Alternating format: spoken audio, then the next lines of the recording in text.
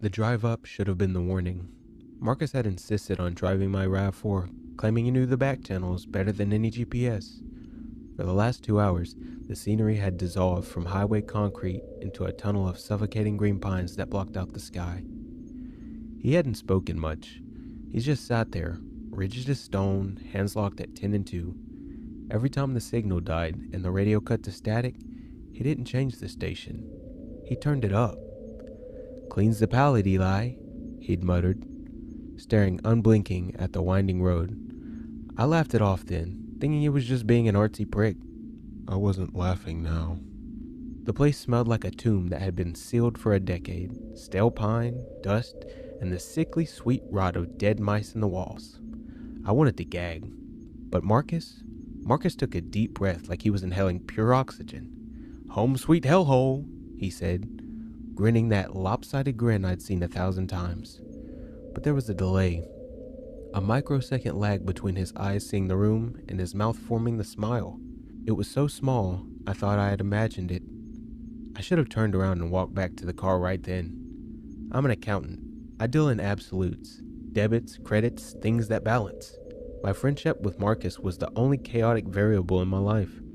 He was the drifter, the musician, the mess. I was the one who remembered where we parked and made sure the bills got paid. I knew him. I knew his tales. I knew how he fidgeted when he lied and how he got loud when he was insecure.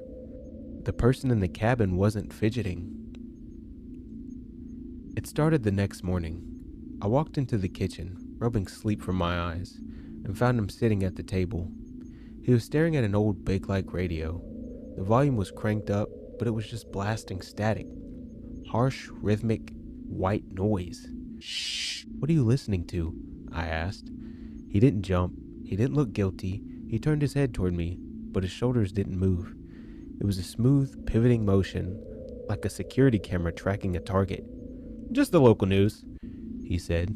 His voice was clear, too clear. Marcus mumbled in the mornings until he had had 2 cups of coffee. This voice was resonant, practiced.